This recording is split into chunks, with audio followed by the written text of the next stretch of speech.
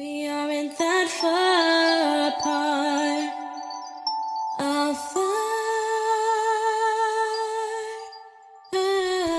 Welcome back to We Lead Anyway. I'm Noelle, and today we're tackling one of the biggest myths in personal and professional growth: confidence. Specifically, the idea that you need confidence before you do the thing. A lot of people have been told confidence is a prerequisite, but I'm here to tell you it's actually a receipt. It shows up after the action. And the world has been selling us a backward formula for years. There's a lot of brilliant people who stay sidelined because they're waiting and waiting and waiting for it. And then once they find it, they may not have the opportunity to express it.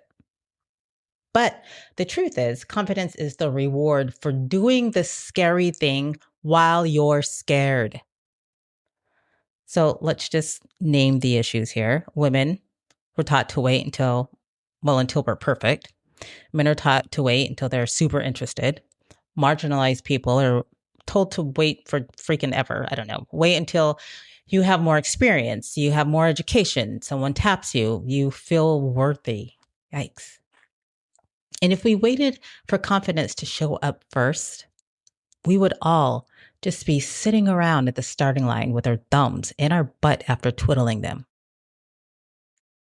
So, some of you might know I'm a former fitness competitor, and I started competing in my late 30s, early 40s. And I was told by my coach, you probably won't be going that far because you're one of the only Black, super lean, tattooed girls on stage. NPC competitions are like muscle Barbie. You want to look like the girl next door, just jacked. Well, in a fitness competition, of course you want first place, but really top 5 is a sweet spot. It still puts you in a winner's circle and definitely sets you up for regional qualifications and further accolades. In my very first competition, I got first callouts. That means I was considered for top 5. I was the first 5 girls to be called out. And when I went back to the show results that night, I was feeling pretty confident. And I ended up getting 6th place. Not top 5. 6th. I was so bummed. And my trainer at the time said, well, I didn't really expect you to win because you weren't ready.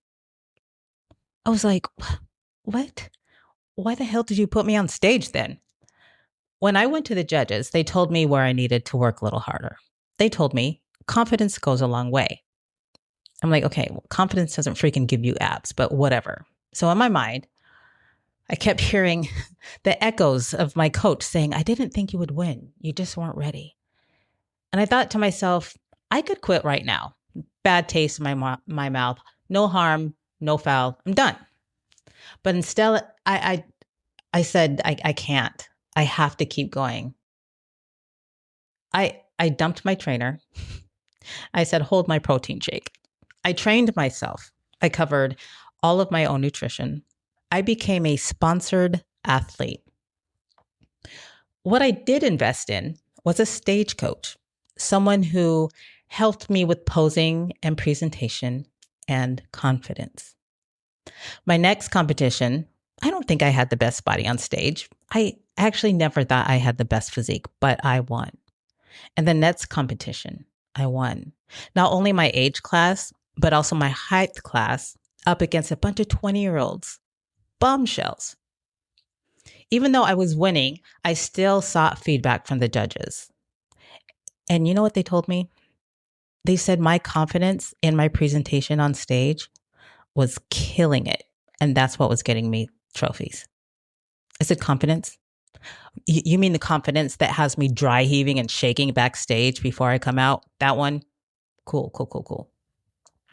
But the truth is, I had to give myself an alter ego before I went out on stage because I didn't feel confident until I kept going out on stage. I had to be scared doing the scary things. Then I was like, all right, my presentation, that's my thing. And then it did become the thing that the other girls came to me for help with. and I was backstage before my competitions, helping my competitors with their presentation. I still won though. Anyway, I still get nervous sometimes if I have to present in a meeting or something, but the trick is to feel the fear and do it anyway. By the way, I don't know if you asked, but my alter ego's name was Carmen Bugatti. Yeah. All right. Here's our mind shift set today. Action creates confidence, not the other way around. Confidence is a muscle. You build it by using it. You do not wait for the muscle to magically appear before you pick up the weight. I will now stop using the fitness analogies, but just know that your brain learns from evidence. You have to give it new evidence. And every time you take action in the presence of fear, you prove to yourself you can survive discomfort. And surviving it once means you can survive it again and again. And eventually, you don't call it fear. Eventually, you call it growth. So here are just a few practical tools to use in the moment when imposter feelings hit. Name what you're afraid of. Fear loses power when you drag it into the daylight. Name it.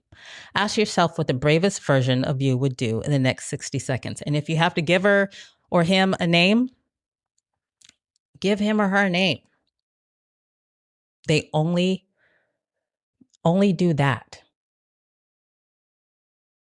You don't have to be ready if you're willing. Readiness is completely optional. It's the willingness that's everything. Okay, I know you're here for the homework. So write down one thing you've been avoiding because you don't feel ready. I don't care what it is, just one thing. Then ask yourself what the smallest possible version of that action would look like. Not the big dramatic leap. You know, we like baby steps around here. Just the tiniest starter step, and do that this week. All right. That's today's episode. I'm proud of you for being here. Our next topic will be about taking up space. I tell you to do it every week, but what does that really look like? If you have a question or topic that you'd like to discuss, please email me at noelleadsanyway.